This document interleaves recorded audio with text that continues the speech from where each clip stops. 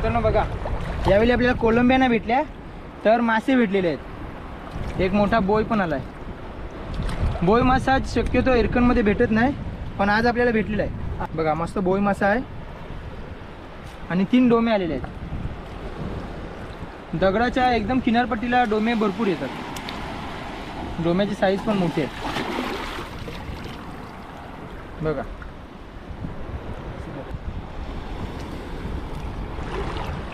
मित्रांनो ही मासेमारी आम्ही किनाऱ्याच्या एकदम जवळ करत आहोत. पाणी बघा किती कमी आहे इथे.